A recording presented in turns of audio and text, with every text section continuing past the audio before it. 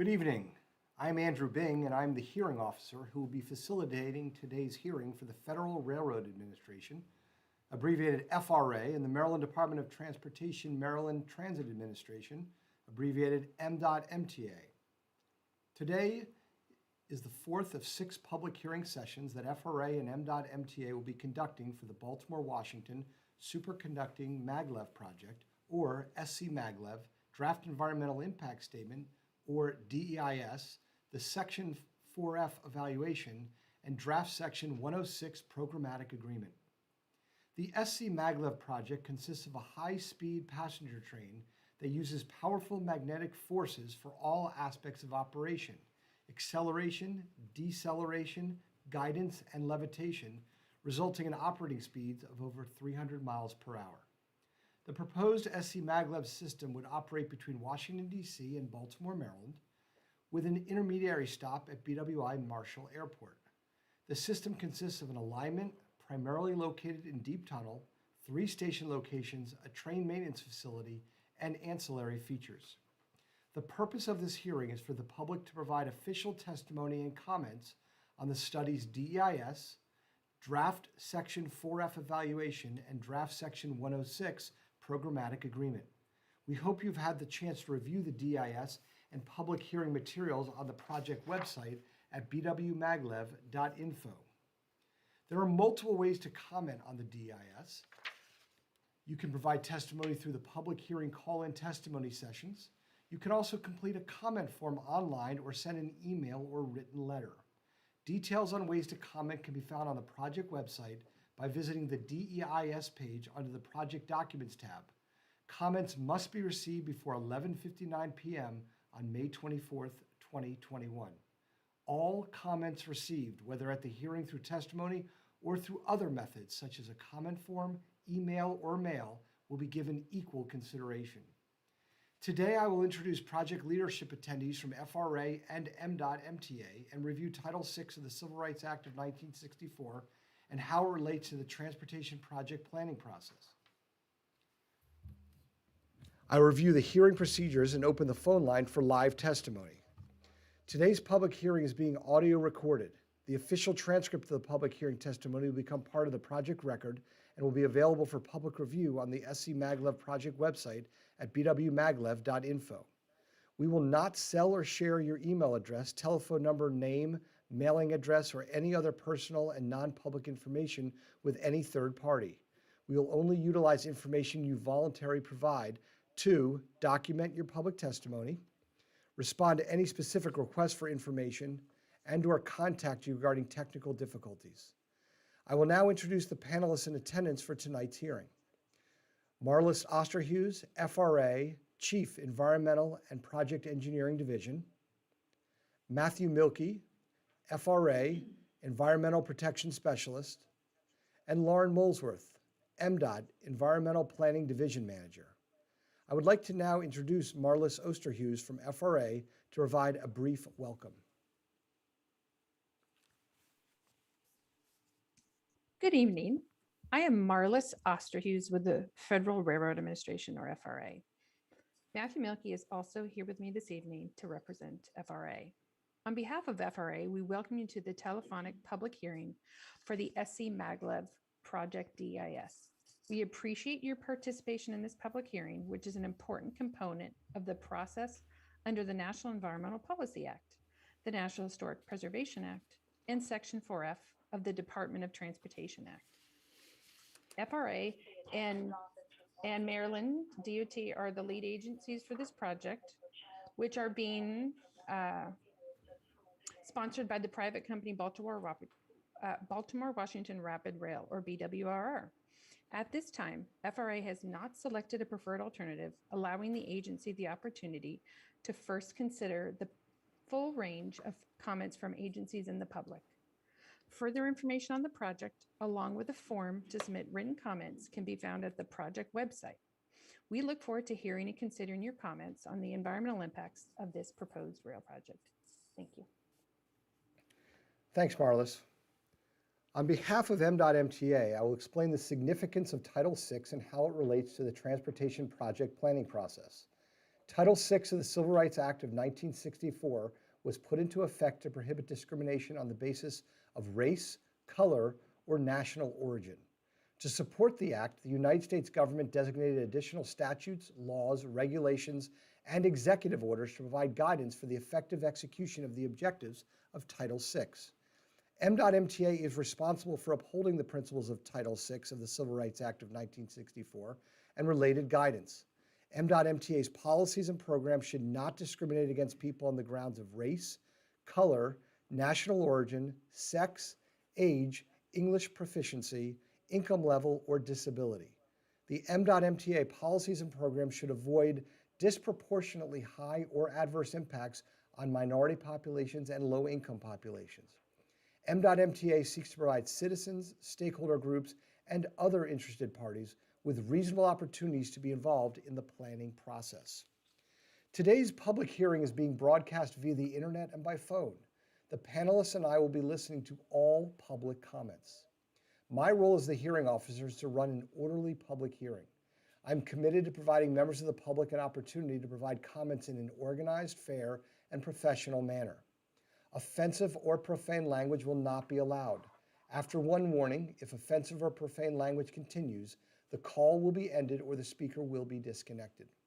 I also want to let everyone know that we will not be answering questions or responding to comments made during the hearing. Responses to comments will be included in the upcoming final environmental impact statement that will also be publicly available in the future.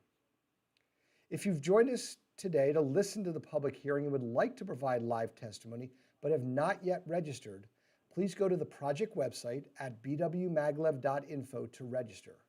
Registration for this live testimony session is closed, but you can register for one of the 2 remaining sessions at bwmaglev.info. Please remember that the hearing is being recorded. Speak directly and clearly into your phone and provide your full name, city, state, and any organization you may represent. To ensure all will be heard, there will be a 3-minute time limit for public testimony and a 5-minute time limit for elected officials. The time will start after you introduce yourself. When providing testimony, a tone will sound when there are 30 seconds remaining and again when there are 10 seconds remaining. At this point, you should wrap up your testimony. As the hearing officer, if you are unable to conclude your comments at the end of your time period, I will ask you to complete your testimony and then I will end the call and move on to the next person in the queue. I would like to provide additional instructions to help get callers into the speaker queue. Once you've dialed the phone number and you've entered your access code, please listen to the entire welcome message. Once the welcome message ends, you will hear for more options, press star. At that point, press the star button, and when prompted, press 3 to enter the speaker queue. At this time, I will call on the first person in the speaker queue to provide comments. As a courtesy, elected officials will be given priority to speak, and as noted earlier, will be allowed 5 minutes to provide testimony.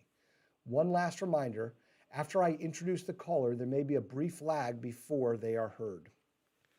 So that concludes my opening remarks. We're now going to go and take our first callers.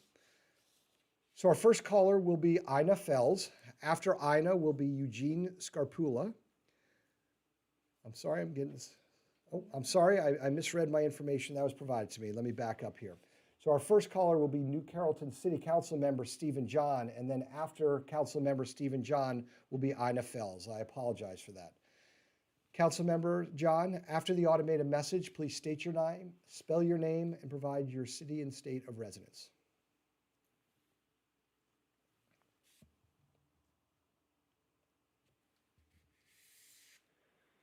Yes, my name is Stephen John, Stephenjohn. I live in the city of New Carrollton in Prince George's County, Maryland. I support the no bill option for the SCMaglev. I oppose this unnecessary and expensive high-speed luxury train. It will be all pain and no gain for the residents of Prince George's County and Anne Arundel counties. Prince George's County residents will not ride this train since we will have no commuter stops. Also, the tickets will be very expensive. We are being sold a bill of goods without all the facts. The DEIS does not contain a needs assessment that shows that we need to build this train. Where is the cost-benefit analysis that shows that this is a better alternative than improving MARC, Amtrak, Interstate 95, local roads, and/or completing the Purple Line. We already have convenient and affordable commuter trains in MARC and Amtrak. The Maglev will tunnel right under my city of New Carrollton. The DEIS actually states that residents located under the tunnel route will experience noise and vibration. This will potentially impact structures and their property values. Also, an FA/EE, fresh air emergency egress facility would be built a mile and a half from my home. The spoils from the tunnel boring must be put somewhere, and there's an estimate that hundreds of trucks per day will be traveling on our local roads. Residents will experience increased noise, pollution, traffic, safety, and community disruptions. Concerning jobs, in the DEIS, Maglev's jobs data is incomplete and misleading. The BWRR has stated different job projections over the years. The DEIS does not address these number changes, and they are calculated in job years, which radically reduces their number. Jobs created will be short-term. Once the system is built, most jobs in Maryland will end. Jobs that maintain MARC, Amtrak, and our current transportation infrastructure, those jobs remain in the county. The construction damage and pollution generated by tunneling and the electricity to operate Maglev exceed any claims that this system is green. Also, such huge infrastructure and transit projects often experience delays and exceed timeframes, requiring large tax subsidies. Look what's currently happening with the Purple Line. To repeat, I oppose the SCMaglev project and only support the no-build option. Please address my concerns in the final DEIS. Thank you. Thank you, Councilmember John. We'll now go to Ina Fells, and then after Ina will be Eugene Scarpula. Ina, please state your name, spell your name, provide your city and state of residence, and any organization that you may be representing.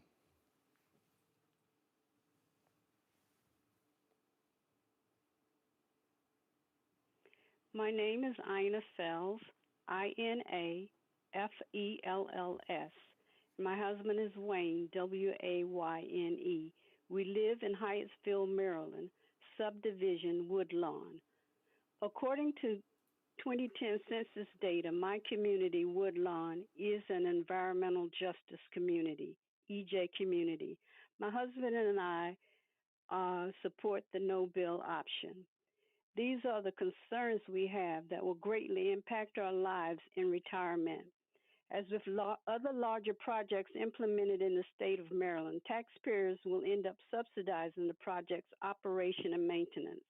The FRA, through the Northeast Corridor Futures Program, has already developed a long-term vision and investment program for the Northeast Corridor with regional stakeholders. This plan does not include building the SCMaglev train, and in fact, the Maglev project would directly compete with its recommendations. Billions of dollars have already been committed, and major upgrades to existing Acela equipment are expected. My community first heard about the SCMaglev project back in 2017, and the promoters, BWRR and Northeast Maglev, have yet to reach out to us to hear our concerns, which brings me to concern number 2. The original scoping was extremely limited and did not include the EJ communities, Woodlawn being one of them. The permanent, long-term, as well as short-term impacts of the Maglev bill alternatives on EJ populations includes construction impacts, frequent severe noise and vibration impacts. Access roads would have to be built to allow an average of 790 trips by dump trucks carrying loads of soil being removed to build the number of proposed FAEEs. The DIS does not include information on how mitigation measures to reduce the air emissions into the entire project, let alone the EJ communities. Our final concern is the project developers look at our communities as best locations to institute transportation projects that will resolve all of Maryland's transportation problems. The risk of this project far outweigh the benefits for my community. Therefore, we support the no bill option. Thank you for allowing me to testify. Okay, and thank you. Our next caller will be Eugene Scarpula. After Eugene will be the last four digits, 5901. Eugene, after the automated message, please state your name, spell your name, and provide your city and state of residence and any organization that you may be representing.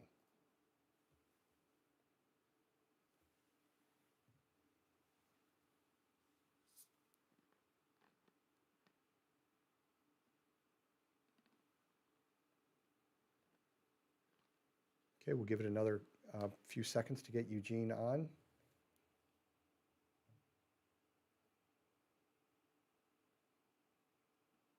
Okay, Eugene, can you hear me? Okay, this happens every once in a while. What I'd like to suggest, Eugene, if you can hear me, please hang up and then reconnect, and we will come back to you. We'll bring you to the top of the line, and we will get your testimony. This happened a few times earlier today, and each time we were able to get the person back on and allow them to provide their testimony. So just call back in, and we will bring you to the top of the line. So at this point, I'm going to go to caller with the last four digits of the phone number, 5901.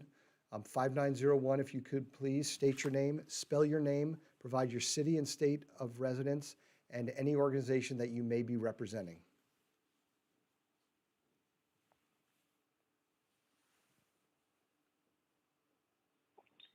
Good evening. This is Deborah Keller Green. That is Debra. Keller is Keller-Green, Greene, Baltimore, Maryland. And I am testifying on behalf of the Greater Baltimore Black Chamber of Commerce, and I am testifying in support of the Baltimore-Washington-Maglev project. The Greater Baltimore Black Chamber of Commerce mission is to advocate for the growth of Black-owned businesses and the economic empowerment of the African-American communities in the Baltimore region.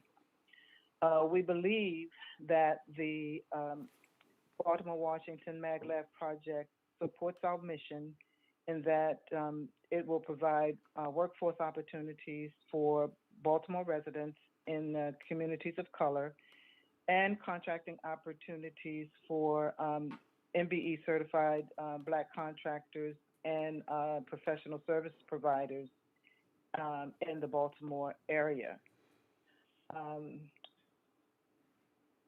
We are generally proponents of transit-oriented development that provides transit efficiency and business and workforce opportunities within the Baltimore-Washington corridor. And we also feel like the less traffic congestion and pollution will also be a beneficial outcome of the project. So being proponents of this transit-oriented development, we look forward to working in partnership with the cooperating agencies to implement this project. So thank you for the opportunity to testify this evening. Okay, and thank you. We're now going to go back to Eugene Scarpula.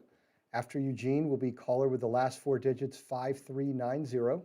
Eugene, please state your name, spell your name, provide your city and state of residence, and any organization that you may be representing.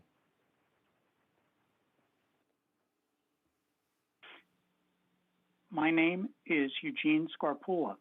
That's EUGENESCARPULLA. I live in Bowie, Prince George's County, Maryland. I'm a biologist with a specialty in ecology, and I'm the retired watershed manager for the city of Baltimore, where I was responsible for water quality, fisheries, wildlife, forestry, and infrastructure for the Loch Raven, Pretty Boy, and Liberty Reservoir watersheds. I'm speaking in support of the no-build option for the Maglev project. I primarily wish to discuss the impacts of the project to the watersheds, wetlands, Chesapeake Bay critical areas, and underground aquifers that would be impacted by the project. The proposed project will impact 8 major watersheds in the Baltimore-Washington region: the Anacostia, the Upper Patuxent, the Little Patuxent, the Severn, and the Patapsco River, the lower North Branch, as well as Baltimore Harbor, Gwynns Falls, and Jones Falls. Of these, the Anacostia, Patuxent, and Severn are officially designated as scenic rivers by the state of Maryland. Within these watersheds, the various build options will impact waterways, wetlands, forests, and other natural areas, primarily in Anne Arundel and Prince George's counties.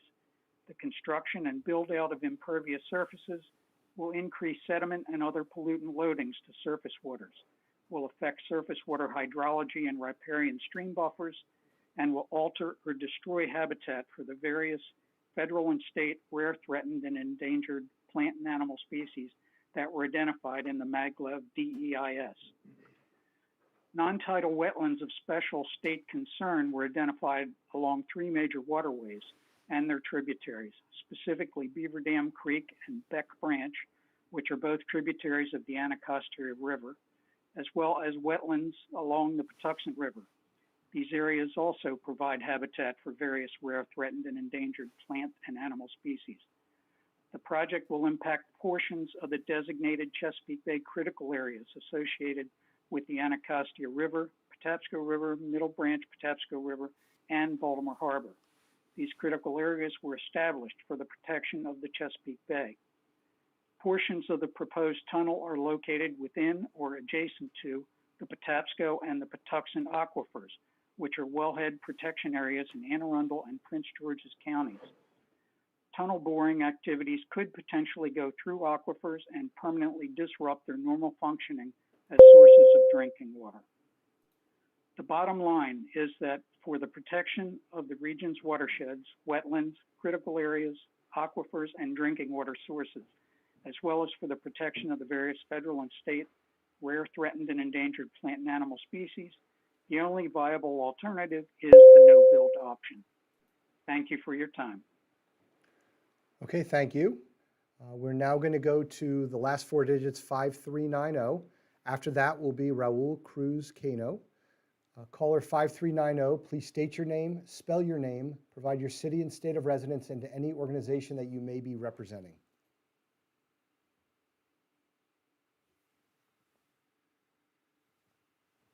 Hi, this is Sam Droege, SAMDROEGE, resident of Upper Marlboro, PG County, Maryland. I'd like to say that everything that the previous caller mentioned would be things that I would mention too, but I want to focus on a number of problems with the overall environmental impact statement process and some of the features that just aren't mentioned at all. First of all, a lot of the details of this project are hidden. So we have figures that are given by the Maglev Corporation on ridership, carbon storage, and a number of other things that should not be hidden, right? How are we going to evaluate whether their figures are true or not? We've seen alternative figures that show them to be false, yet they're being claimed without verification from the within the DEIS that there's any evaluation of these previous numbers. They're just given as facts. That needs to change. I think that needs to be brought out into the light, and we need to know more about what these calculations are, because it's not adding up otherwise.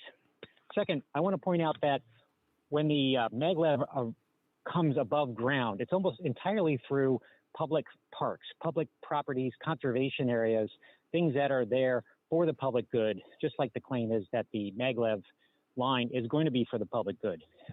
You can't take away one public good and replace it with this particular public good, because this particular public good will completely erase hundreds of acres within national wildlife refuges, national parks, NSA, NASA, and other places, and will remove actual research facilities doing that at the same time.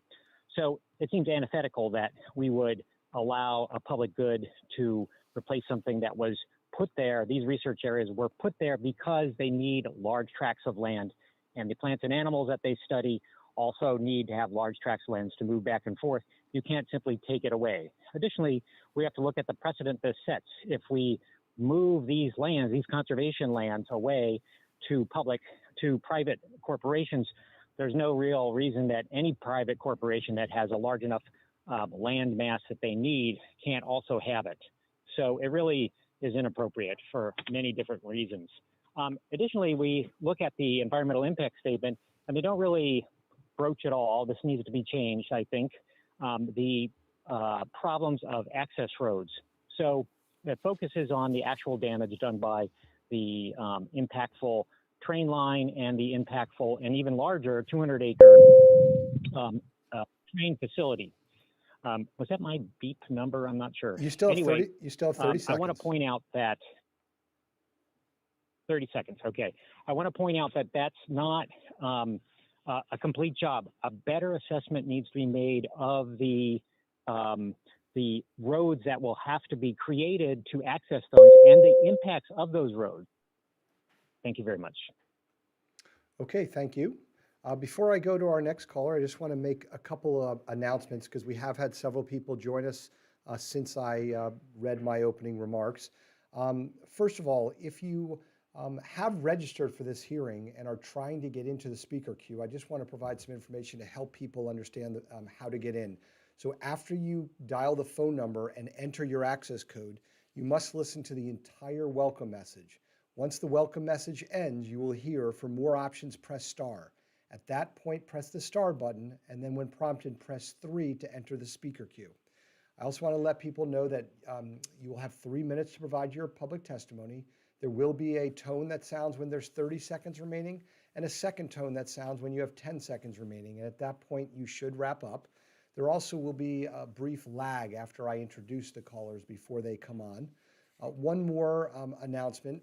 I just want to remind people that there are multiple ways to comment on the DEIS in addition to this public hearing. You can also complete a comment form online or send an email or written letter. So you can find all those details on the project website at bwmaglev.info, and you do have until the end of the day on May 24th, 2021 to provide any comments. So now we're going to go back to the callers. Our next caller is Raul Cruz Cano. After Raul will be George Diaz. Raul, please state your name, spell your name, provide your city and state of residence, and any organization that you may be representing.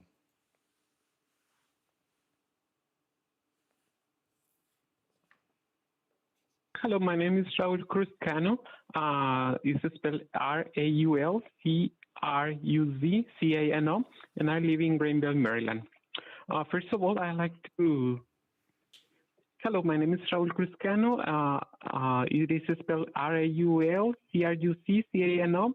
I live in Greenville, Maryland, and first of all, I support the no build option, and let me tell you why. So first, I like to say that I'm glad that the myths that this is the best way to generate jobs and alleviate the traffic in the region have been dispelled by previous representatives and all of that. So I'm going to focus on a couple of other issues that I think that have not been so well addressed. Number one, I have heard that this will help the people that live around the area where the stations will be. And I think that that is not going to happen. I live it here in Greenville. You know, the area around NASA Godard is not actually really well developed. The businesses around there, that they do not thrive. What happened is that the people that work there with the high incomes, they just drive from Montgomery County, Howard County, come here, work at NASA and leave, and they don't leave any money in the businesses. They don't live around here. I think that that's what will happen around the stations, and that they wouldn't actually promote any economic development in those areas where they will be. Another thing that I have not heard, or another thing that I heard is that if you live on top of where the maglev will be, that you should not worry because the maglev is going to float. You won't feel vibrations and houses won't be affected. I really doubt that that's true. But I wanted to say that actually it doesn't really matter that much because the perception of those houses that is that they are on top of basically a train, and that is going to be enough to severely reduce their value, right? It doesn't matter if there is vibrations or not. The people is going to perceive them as unsafe, and that is going to be enough to basically collapse the very little wealth that we mostly Black and Hispanic families have built with a lot of effort. So hopefully that won't happen. And yeah, again, I also believe that maglev is going to alleviate basically nothing the traffic problems that we have in the region. All the people that you see in the Capitol Beltway, in the BW Parkway, none of them go from DC to Baltimore. Most of them go from in Silver Spring to the National Harbor, from Greenbelt to Anne Arundel, and they wouldn't use the maglev, so they won't be helped with this option, very expensive option. Thank you. Thank you very much. Our next caller will be George Diaz. After George will be Catherine Plaisant. George, after the automated message, please state your name, spell your name, provide your city and state of residence, and any organization that you may be representing.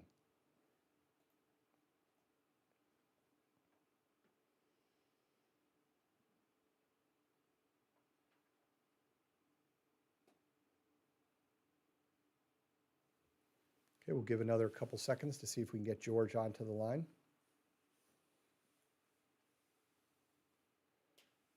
George, are you able to hear me?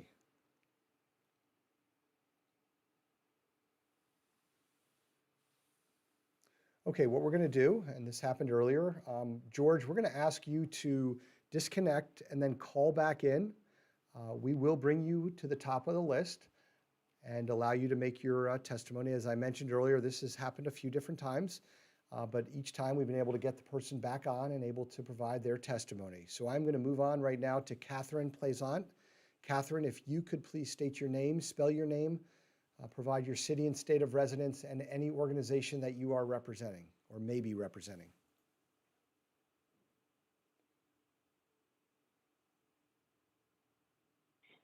Catherine Plaisant, Catherine Plisant, research scientist from Greenbelt, Maryland.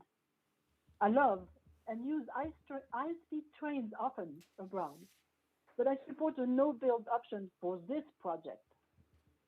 The vast majority of the comments we heard or we hear are in favor of the maglev are generic to any expensive transportation project. They do not make this maglev a good train. For example, with this money, life-changing jobs can be created by seriously bringing the Acela line up to speed and the MARC train out of the 19th century. It will bring high speed and better connectivity to all existing services.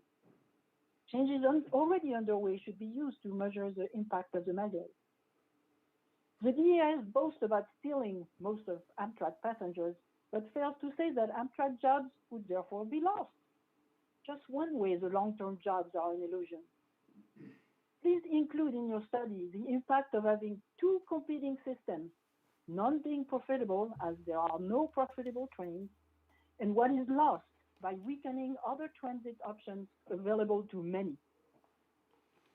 The maglev is a Maryland budget nightmare, I think. For what? Emission benefits are contested, not information to really judge everything else. Who will save time door to door by using this train? No one here. But it will reduce the quality of life for us and many more, annihilate critical forests and wetlands, divert funding for the public transportation we use and need to go to work, worsen environmental justice. I am very upset. How is the safety record of the maglev trains? Mostly inexistent. The maglev, for me, is like a Boeing 737 MAX. Have we also forgotten that terrorism loves high-speed vulnerabilities? I do not see any of the high fences and security measures that will need to be provided. At least The impact on our natural environment is very clear. Very bad, for sure, forever. I know the Greenbelt Preserve, Park, the Patuxent Wildlife Refuge. I've seen the lynx, the brook lamprey, the rare plants directly threatened by this project. They are the only remaining connected forests we have there. All train yards options are deliberately smack into this forest. It's absurd. Our public land needs to be preserved. You want to be known for ripping them up? Please cancel the maglev, like most others have done, and instead create jobs by bringing the SL line up to speed and other transit up to snuff. Then, with our money, which was spared, proudly create more jobs and fair transit for all of us. Please address my concern in the DAS. Thank you. Okay, thank you. We're now going to go back to George Diaz. After George will be Nicholas Pugh. George, thank you for your patience and for calling back. Please state your name, spell your name, provide your city and state of residence, and to any organization that you may be representing.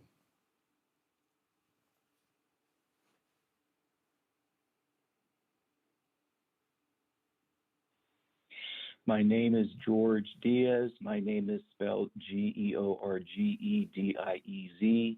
I live in Greenbelt, Maryland. I oppose the Maglev train project and I support the no-build option.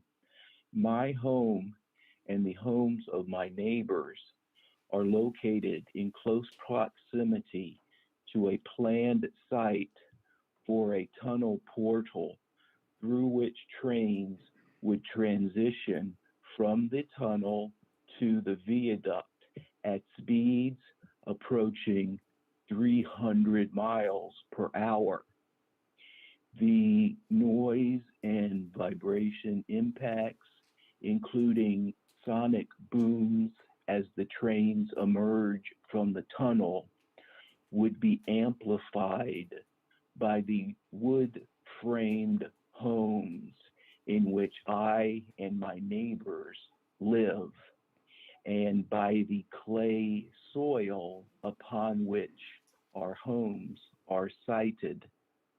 I fear that the peaceful ambiance of my community would be ruined, and that the property values of our homes would be harmed. I am outraged that the Maglev project would cause irreparable damage to the protected green spaces of my community, including the Greenbelt Forest Preserve and the Patuxent Wildlife Research Refuge. Fully 1/2 of the Northwoods branch of the Greenbelt Forest Preserve would be destroyed. The biological complexity and the health of these green spaces, along with other connected green spaces, such as the Beltsville Agricultural Research Center and the national park lands of the Baltimore-Washington Parkway, would be irreparably damaged and diminished. With ongoing mass extinctions of plants and animals globally, let's do what we can to preserve the fragments of fragile and irreplaceable green habitat that remain. There are other reasons why I oppose this Maglev project. For example, how protected green spaces would be given to private corporations for development, or how this project disproportionately burdens communities of color. However, there's not enough time for me to speak of those. The reasons I have detailed are the most important to me. I don't want Maglev to harm the livability of my community, and I don't want Maglev to destroy irreplaceable forests, Mr. Diaz, your wetlands, time and is other up. green spaces. I oppose the Maglev train project and support the no-build option. Okay, thank you, Mr. Diaz. And again, thank you for calling back in when we weren't able to bring you on the first time. Our next caller is Nicholas Pugh. Thank you. After Nicholas will be John Costigan. Nicholas, after the automated message, please state your name, spell your name, provide your city and state of residence and any organization that you may be representing.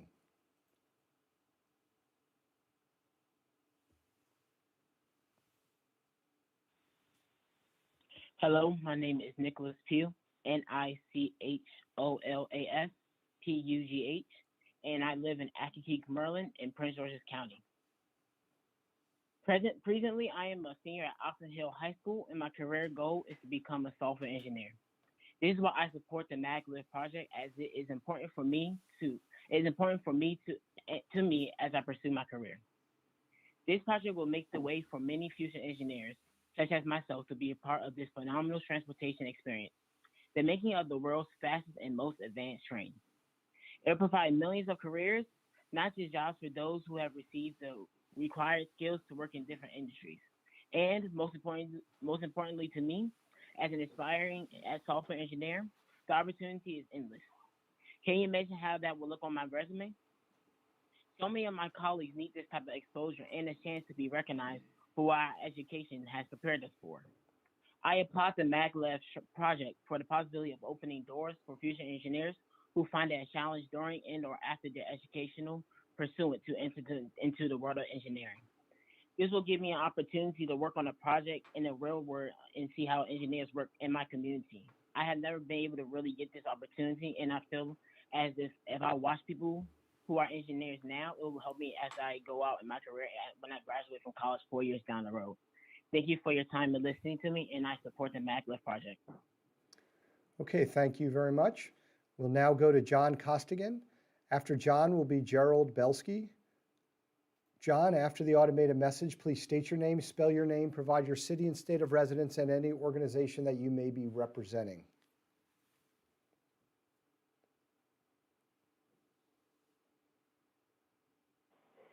Yes, my name is John Costigan, Costigan, and I'm representing the affected residences of Hanover and Harmons areas where there are 2 vent stations to be near us for this project. My home is less than 1,500 feet from one of these vent stations, and the next one north on the line will eminent domain businesses that I use out of business. I've measured the radon in my basement at 3 picocuries per liter, which is near the action limit. So there's a lot of radon in Harmons, which is radioactive. And now someone wants to dig a tunnel underneath my house and vent out this displaced radioactive gas 1,500 feet from my home on top of my neighbors in Harmons Ridge. And that's just under normal operations. If there's a fire in the tunnel, which would result in the burning contents of the tunnel, that will vent carcinogenic gases into our community. And not that that's a fantasy, because accidents on the Maglev have already happened, like in Germany, where it happened above ground, where it was very easy to get to and address, as opposed to what would be underground here, which would be a disaster. This is on top of the possible damage to the foundations and the many homes in our area that you're digging under, which is unbelievable to me. And for the people that support this effort, maybe we should reroute the tunnel underneath your homes and place the vent stations next to your houses. And if that sounds shocking, why wasn't it shocking when somebody decided to run this tunnel underneath the homes of the good people in Hanover, Harmons, Linthicum, and the other affected areas? I support the no-build option, but I have no problem putting these monies into upgrading the Amtrak or the MARC. Thank you for the opportunity to speak. Okay, thank you. Before we go on to our next caller, I just wanted to give a quick update for those people who are in the speaker queue and waiting. So our next caller will be Gerald Belsky. After Gerald will be Tom Clark, and then last 4 digits 2124, and then last 4 digits 7174, and then Kenneth Cohen. So hopefully that just gives you an idea of the order we're going to be going right now. So again, we're going to go to Gerald Belsky and then Tom Clark. Mr. Belsky, please state your name, spell your name, provide your city and state of residence and any organization that you may be representing.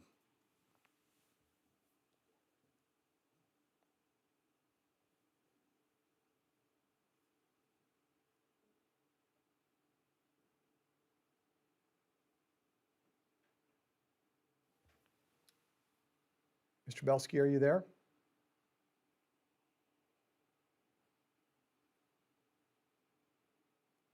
Okay, what we're going to do, and we're going to ask Mr. Belsky to hang up, disconnect, and then call back in, and we will get you to the top of the line, and we'll let you provide your comments. We apologize for that, but this technology, obviously, sometimes things just don't go the way you plan. So we'll get you back on as we have with many others, and hopefully it won't cause too much of a delay for you.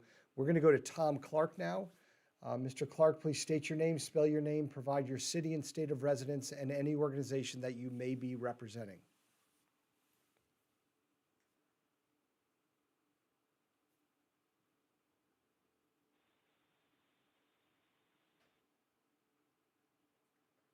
Hello? Yes, is it? I just was told that maybe we pulled up caller 2124. Is that who I have right now?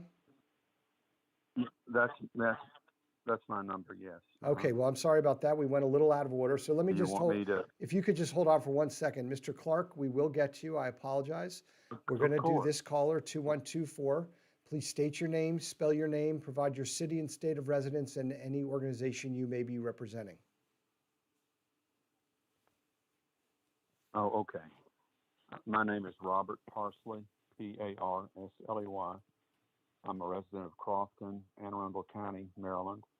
I've lived here for the past 22 years, and my comments are those of a concerned private citizen.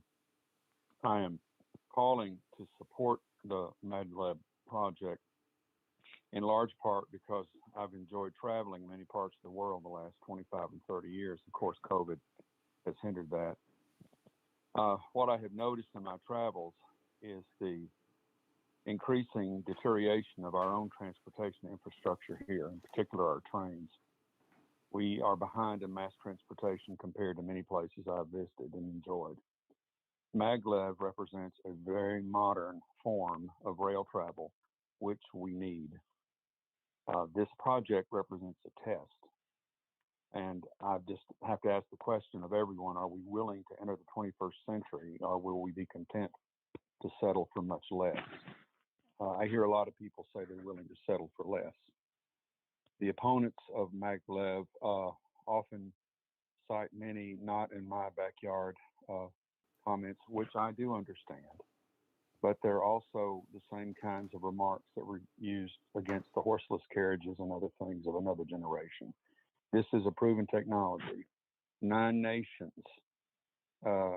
in this order have there's 27,000 miles of Maglev already in operation in 9 nations in this order: China, Spain, Japan, France, Germany, Sweden, United Kingdom, South Korea, and Italy.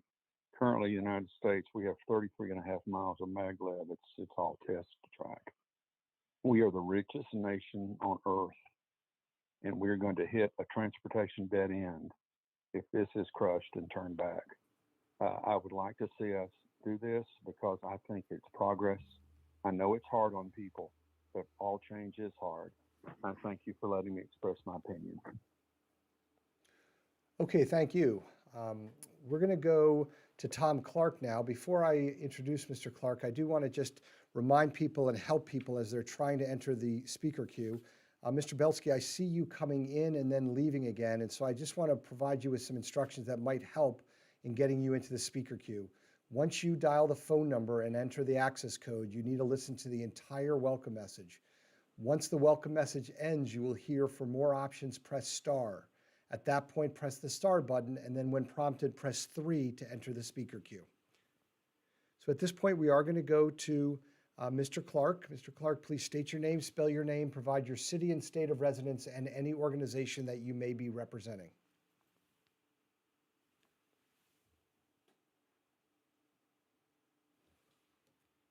My name is Tom Clark, Tomclark. I live in Hanover, Maryland, and I represent the International Brotherhood of Electrical Workers, Local 26. I am in full support of the Baltimore, Washington SCMaglev project and Build Alternative J03. I'm wearing two hats for this hearing. The first hat is a representative of over 10,000 members of the IBW Local 26. We're excited about these jobs that Maglev will bring. This project will be built under a project labor agreement, which means these are well-paying, middle-class, generational jobs.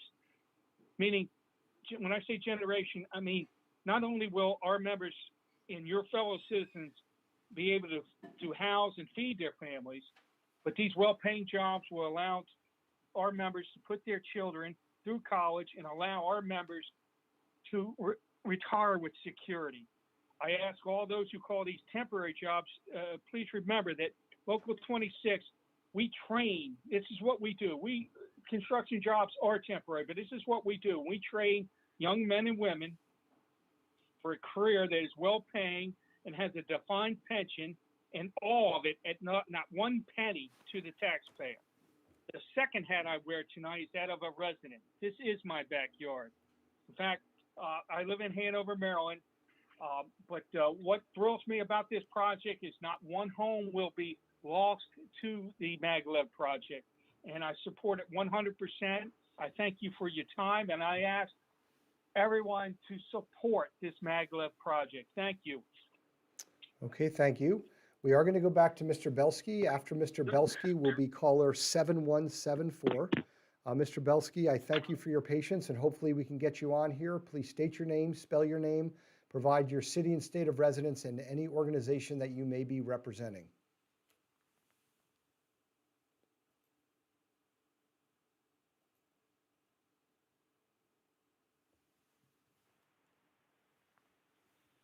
This is Gerald Belsky. I hope you can hear me. Yes, I can. My name is spelled Gerald, Gerald, and then Belsky. Besides representing myself, I am a resident of Southwest Baltimore. I also represent the Lyndon LaRouche organization. And Mr. LaRouche is a late economist who had long proposed the building of development corridors, very similar to the original Transcontinental Railroad, along the routes of which will be new infrastructure, new cities.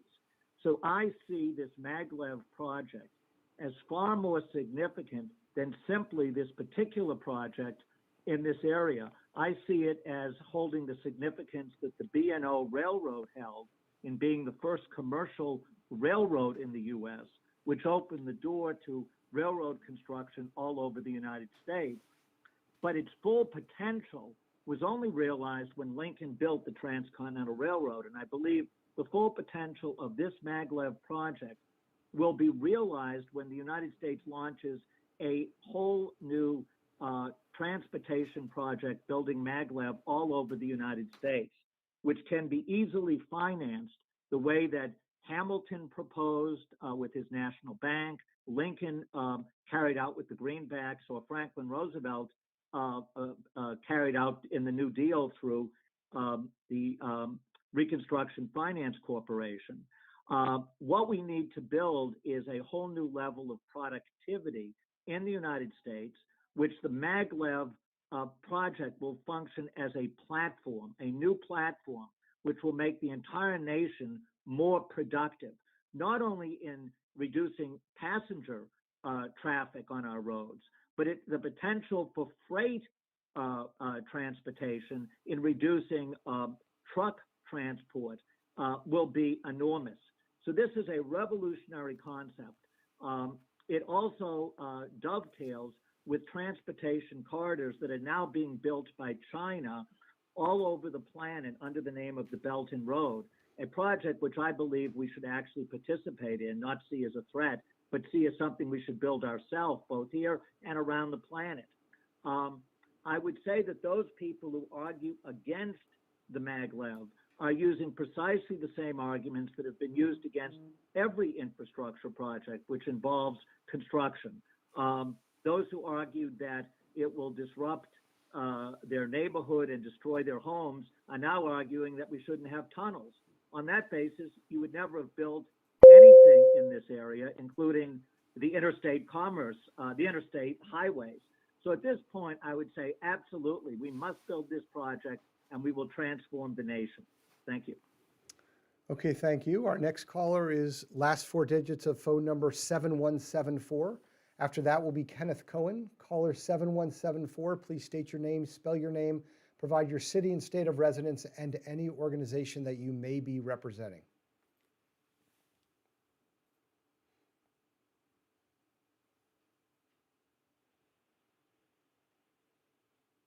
Hi, my name is Kristen Tomaselli, Kristen Tomaselli, Thomaselli. I've lived in Washington, D.C. for the last decade or so, and tonight I'm calling to voice my support for the Baltimore, Washington Superconducting Maglev project, and also my support for Build Alternatives J03. I'm the head of a women-owned small business, and quite frankly, this is so exciting for me. I think that the benefits and opportunities that this project and this technology will ultimately provide for the region as a whole during the project's construction, hundreds of thousands of well-paying union jobs, not even jobs, careers. And then we'll see even more opportunities as well when service begins. And these aren't just jobs. Like I said, these are careers. These are real economic opportunities, and these are real workforce opportunities for, hardworking men and women, communities of color. This just opens the door for so many people. And it's not just in the short term. This is for future generations as well. So I think we should be looking to the future and realizing what this could mean for the region. This project is ultimately, it will revolutionize how people like myself live, how we conduct business, and even furthermore, it's a proven technology. It's a trusted technology, and we should really welcome it to the region with open arms. Thank you so much for the opportunity to testify this evening. Okay, thank you. Our next caller is Kenneth Cohen. Kenneth, please state your name, spell your name, provide your city and state of residence, and any organization that you may be representing.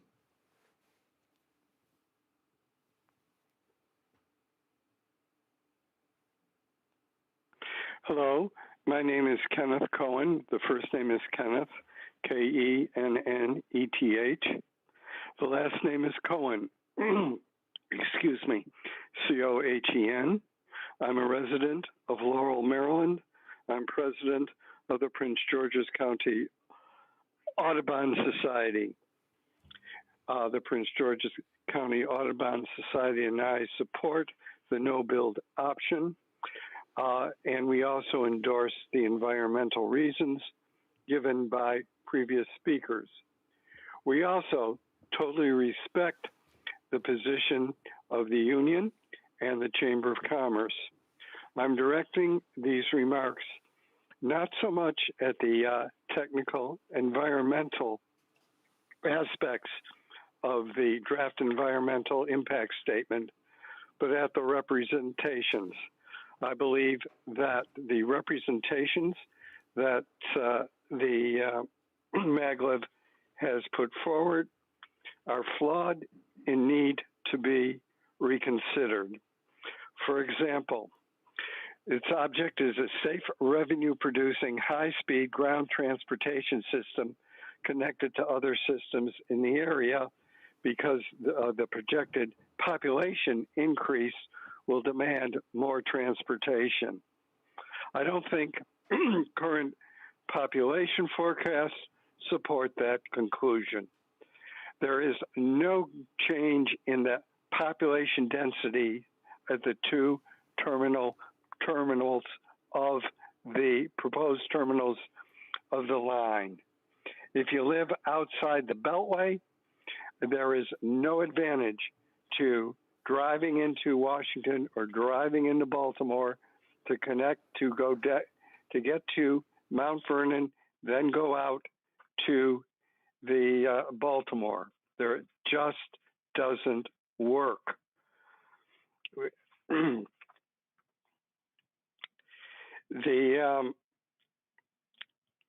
let me give you an example. My wife and I frequently, unfortunately, have to travel to Johns Hopkins in Baltimore. To get there under Maglev, we would have to drive to the Green Line to Mount Vernon to downtown Baltimore, and public or private transportation to Johns Hopkins.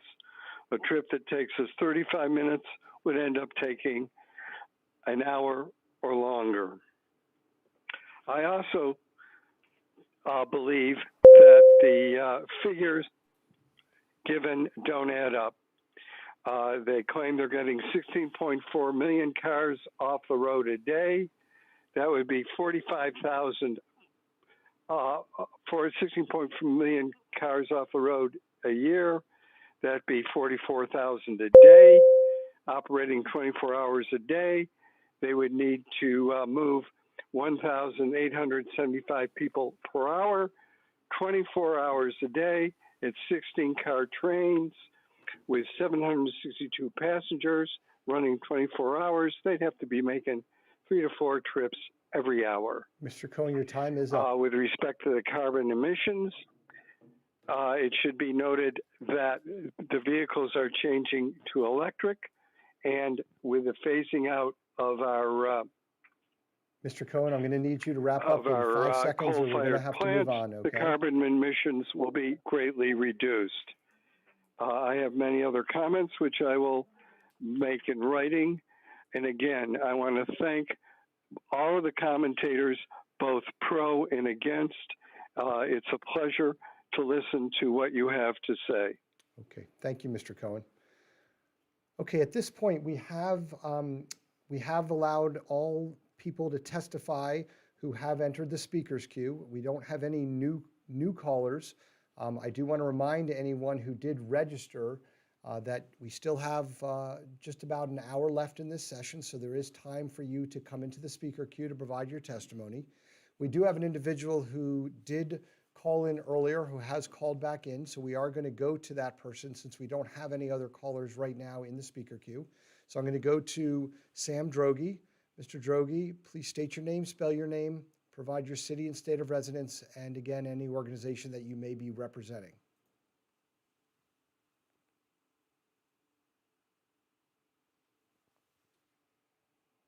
Thank you for the additional time. This is Sam Droege, SAMDROEGE, Upper Marlboro, Maryland. I just wanted to continue on a couple notes. Another factor that I think needs to be addressed by the DEIS, but wasn't, is notation in the DEIS that where the maglev crosses transmission lines, which it does in several places, these are the large multi-kilovolt ones, that they would either bury them or carry them over the top of the train. But since the train is often 150 feet above ground, I'm not sure how that's going to work. Either way, it needs to be addressed within the DEIS because that's a large impact to the surrounding area.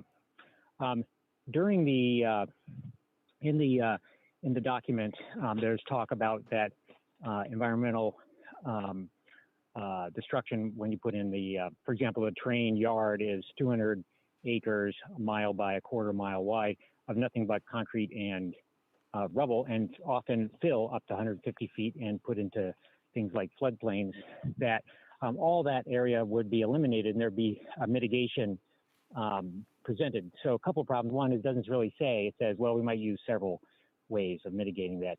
The other is that, again, I want to point out that these lands are special, not just because they're left over. It's the last place you could develop big projects at little expense, but they are unique in their flora and fauna. So you don't have lands like this because they're, I don't want to get too technical, but they're barren lands similar to what you find in the New Jersey pine barrens. They sit atop a clay lens, but has a sand layer. So very acidic. The water drains away quickly, creating almost like a prairie-like to desert-like, depending on the area. All kinds of bogs and seeps and interesting things. Anyway, you can't just dig a ditch and say, well, the wetlands, we're gonna build a pond somewhere else. So I think that needs to be addressed more upfront, that the consequences of putting these in terms of the destruction to very fragile, very unique, often endangered flora and fauna in these areas is not studied. So a lot of these areas haven't had as much inspection as we would like. And the fact that it is one of the best studied, despite its drawbacks of not knowing everything about it in the country, makes it again one of these special places that has been pointed out over and over again in the hundreds of studies that have taken place here. So this is America's conservation research land, and there are other options. So they may be expensive and inconvenient, but there are other options that really are not being considered simply because they don't want to. And I would point out that these are not construction sites, these are conservation areas, and that there are two really different, incompatible features, and that construction sites and factory areas should be moved to areas that promote that kind of thing. Thank you very much. Okay, thank you. I do want to let everyone know that in addition to the public comments that we're hearing now, there are multiple ways to comment on the DEIS. You can complete a comment form online or send an email or written letter. Again, details on all the different ways to comment can be found on the project website under the DEIS page under the project documents tab. And again, that's bwmaglev.info. And all comments must be received before 11:59 p.m. on May 24th, 2021. It is currently 7:06 p.m. This session of the public hearing will remain open until 8:00 p.m. But right now, we do not have any new individuals who have entered the speakers queue. So we are going to take a recess. So we will be on recess until 7:15 p.m. If a caller does enter the speaker queue, we will come back to allow that person to testify. But if we don't have any new callers enter the speaker queue, we will stay in recess until 7:15. So at this point, we are in recess. Thank you.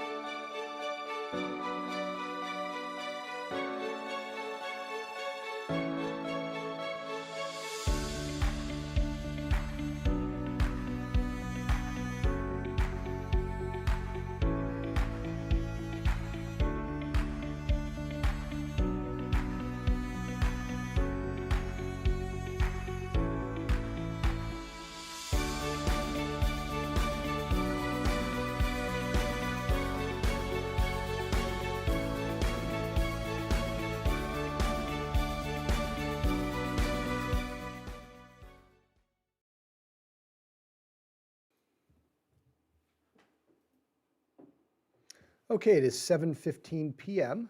We are still going to remain in a recess. We have not had any new callers enter the speaker queue indicating they want to provide public testimony.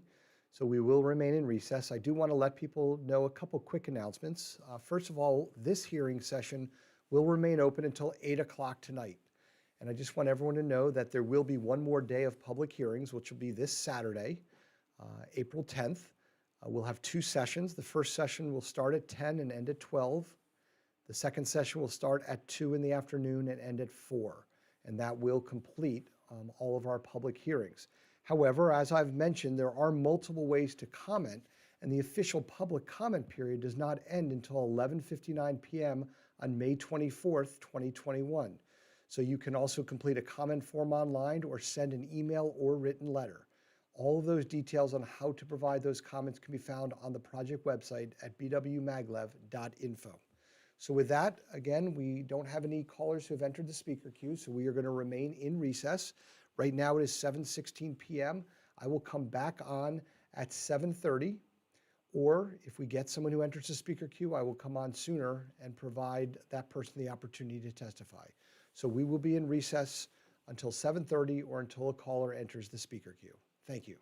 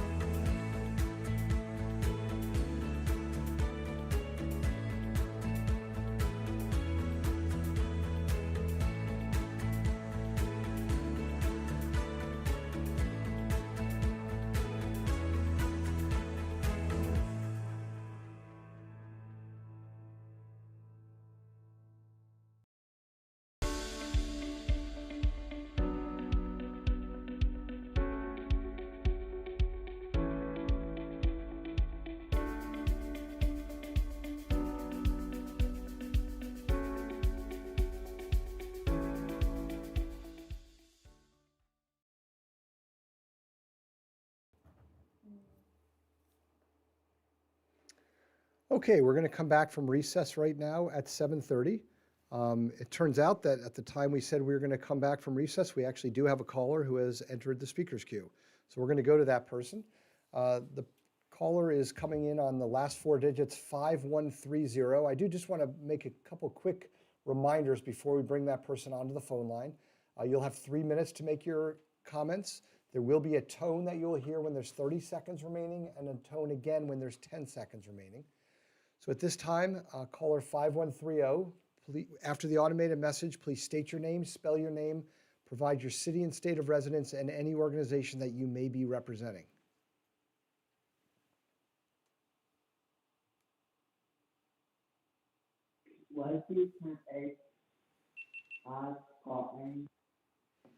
Is that me?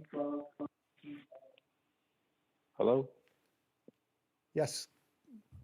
Is that you? The person who just said hello? Is that Yes, hi, number 5130? Yes, it is. Okay, can you state your name, spell your name, provide your city and state of residence, and any organization that you may be representing? Okay, my name is Jigar Mehta. My city and state is Hanover, Maryland. Can you just spell your last name for us?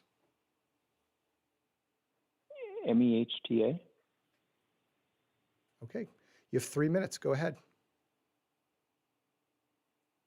Yeah, so I dialed in late, but maybe you already covered this. But my question was, is there any time frame on when this project is supposed to start, or as far as the where it's supposed to go through? Because we live in a community where it's supposed to go through the tunnel. So obviously we are against that. But when is the earliest that we would find out whether it will go through the community or will it go through another route? Sir, I know you missed the beginning of our presentation, but we're not going to be responding to any questions or comments. All questions and comments will be replied to in the final environmental impact statement. I also want to let people know, I understand that my camera is not working. Obviously, people can hear my voice, but you can't see me. Some may think that's a benefit, but you can hear my voice, so we're going to continue going on. But again, we're not going to be answering any questions at this time, but they will be in the final environmental impact statement. But you can continue. You still have 2.5 minutes left for your testimony. Okay, so so to that point, when is the final environmental impact statement going to be released?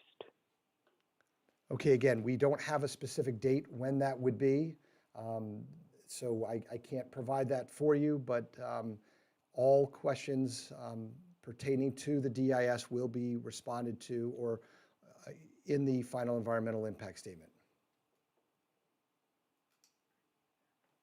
Okay, all right. And will that also cover the impact on the property values that this project may have? So again, and also as well as the health hazards. We're documenting everything you're saying, but we are not in a position to respond to any questions or comments during the hearing. So we're not trying to frustrate anyone. We're just not in a position to respond to those questions or comments. Okay, so that all my questions will be responded to in the final statement. That's correct. Not just yours, but anyone who provides public testimony or who written comment form. Okay. Okay. All right. Thank you. Okay. Thank you. Okay. I don't believe we have anyone else in the speaker's queue, so we are going to go back in recess. It is 7:35 p.m. This session of the public hearing will remain open until 8:00 p.m. We will remain in recess until 7:45 p.m. unless someone else enters the speaker queue, and then we will come back in order to take that person's testimony. So we are in recess right now at 7:35.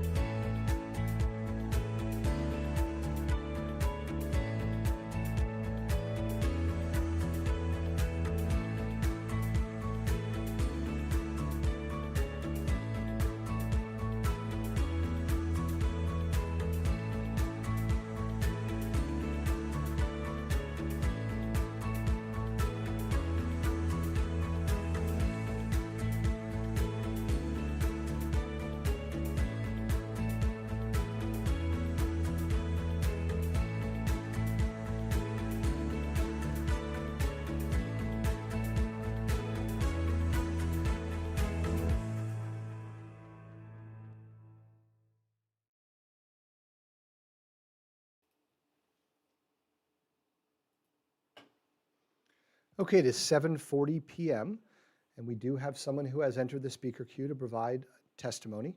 I just want to make a couple quick announcements for the benefit of this person and others. Each person will have 3 minutes to provide public testimony. There will be a tone that sounds when there's 30 seconds remaining and a tone that sounds when there's 10 seconds remaining. At this point, that person should wrap up their testimony. I also want to just remind people, as I stated in my opening remarks for this session, that myself nor the panelists will be responding to any comments or questions during the hearing. They will all be responded to in the final environmental impact statement.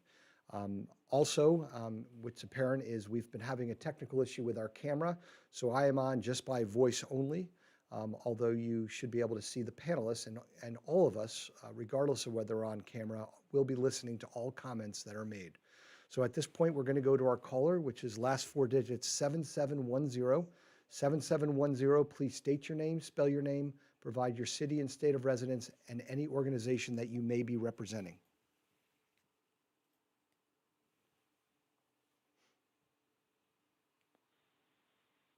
Yes, good evening. My name is Haley Evans. It is Hayley, last name Evans. I am a Lutherville, Maryland resident of Baltimore County. Thank you for allowing me to take the time to speak this evening. As I said, as a Baltimore County resident and a small business owner, I thought it was extremely important to get on and voice my very strong support for this transformative project. Particularly, I'd like to advocate for the Baltimore, Washington SCMaglev project and build alternative J-03. As someone who travels very frequently back and forth from Baltimore to Washington, I look forward to the day when this transformative project is complete, and I can do that in a matter of minutes, much less hours. So I thank you again for your time, and please look forward to supporting the Baltimore, Washington SCMaglev project and build alternative J-03. Have a good evening. Bye-bye. Okay, thank you very much for your comments. And at this time, we do not have any other individuals who have entered the speaker queue. It is 7:42 p.m. This session of the public hearing will remain open until 8 o'clock p.m.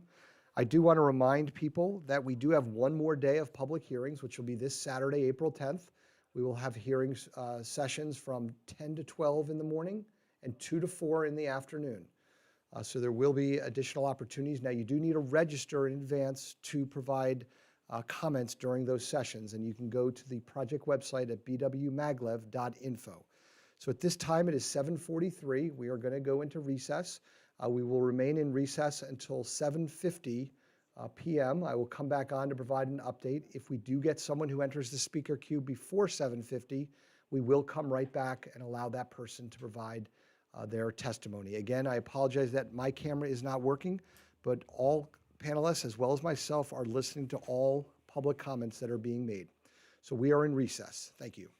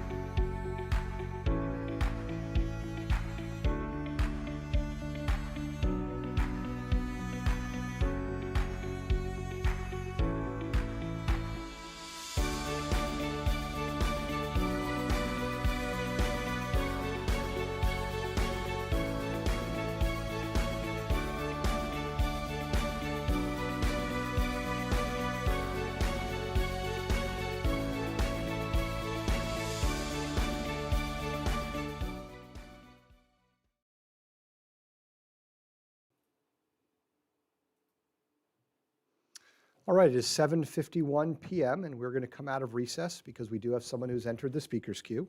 Again, I want to apologize that you can't see me. We're having a technical issue with our camera, but the three panelists, as well as myself, you can see the three panelists, and I will be listening as they will as well. So we'll be hearing everything that's being said. So at this point, we are going to go to caller 5208. Just a reminder that you'll have 3 minutes, and you'll hear a tone when there's both 30 seconds remaining and 10 seconds remaining, indicating you need to wrap up your testimony. So caller 5208, please state your name, spell your name, provide your city and state of residence, and any organization that you may be representing.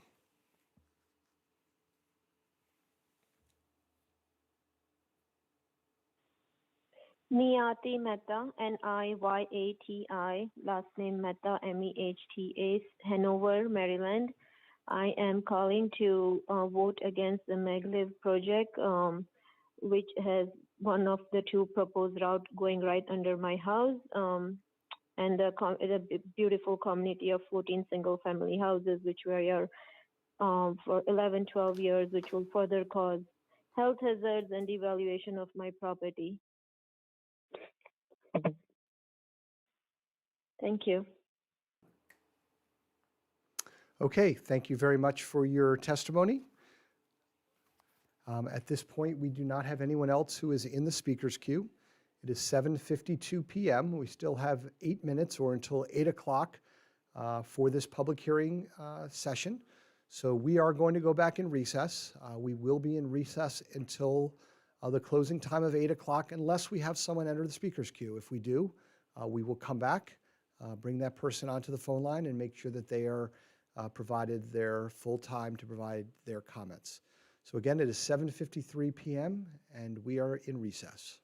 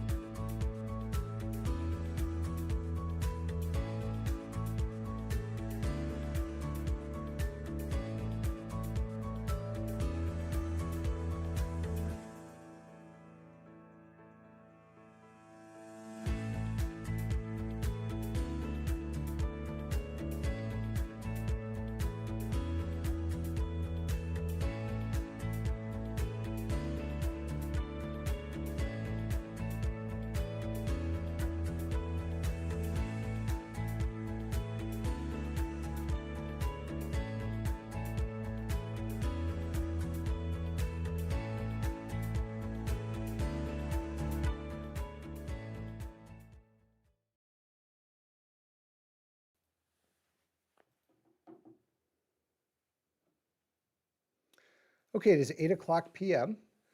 This session of the public hearing is now over. We do have one more day of public hearings, 2 more sessions on Saturday, April 10th, from 10 o'clock to 12 o'clock in the morning, and then from 2 to 4 in the afternoon. So people can join us that day. You do need to register in advance to provide public testimony for either of those sessions. So I want to thank everyone who called in today to provide public testimony.